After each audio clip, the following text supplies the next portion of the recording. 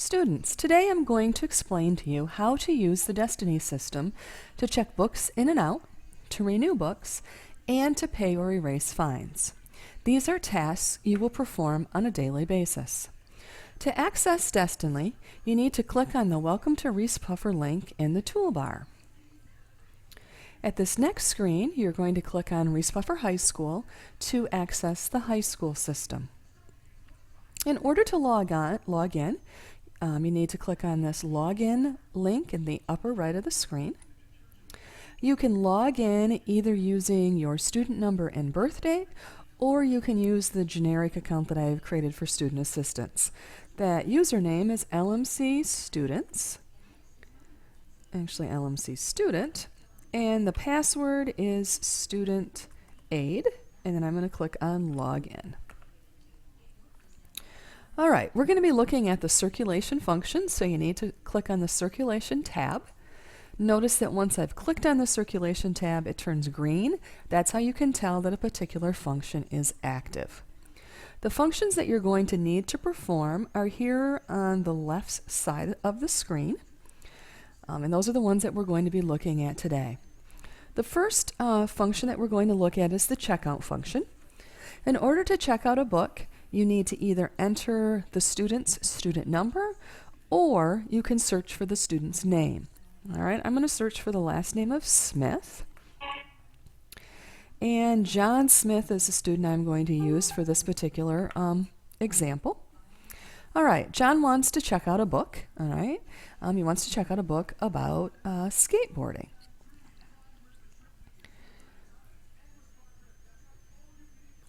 Now typically what I would do is I would use the handheld scanner, and I would scan the barcode that's located on the front of the book. But since I can't demonstrate that with this, I'm just going to type in the number of the barcode on the front of the book. So 26716, and I can just click on Go. And now you will see that John has checked out the Complete Snowboarder. All right, you'll also see looking over here that it is due on the 22nd of April. Okay, let's pretend that later in the day John comes back and he decides that this isn't the book that he wants. So we need to check in John's book.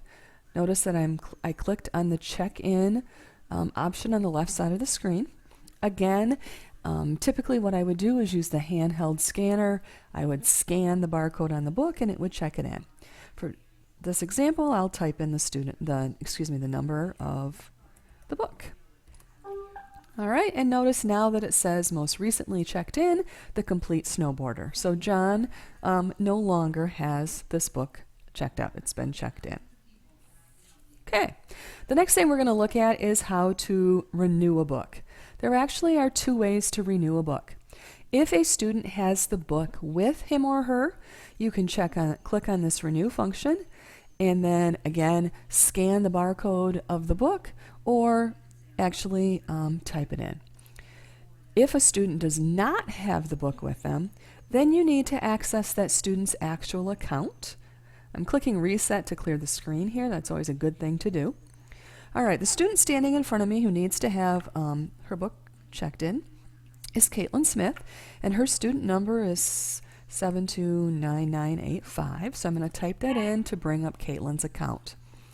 All right, and I can see looking at this that her book is overdue, and I know that because the due date is red. Over here, if I look on the right, there is a button to renew that book. So I'm going to click on Renew, and Caitlin's book is going to be renewed, and she's going to be assessed a fine because of that. If Caitlin had multiple books out, I would have been able to renew them all with one click on the Renew button. Okay, so now let's say that Caitlin wants to pay that fine of 20 cents. We're going to click over here where it says Fines. All right, and you can see here it shows the fine, shows what it is. I have two ways that I can do this. Since this is Caitlin's only fine, I can click on the trash can, and it'll say yes. Do I want to delete that fine? All right, I'm going to say no a second just so I can show you the other way. Or I can type in a dollar amount right here. I could type in the 0.20 for the 20 cents and click update. If Caitlin had multiple fines and she was only going to pay part of them, I could type in 75 cents and the remaining amount that she owed would still be left there. So I'm going to just go ahead and click update. And now you can see that Caitlin doesn't have any fines any longer. All right, so there you have it. You have a quick overview of the 4 main processes for which you'll be using Destiny Library Manager: check out, check in, renew, and fines.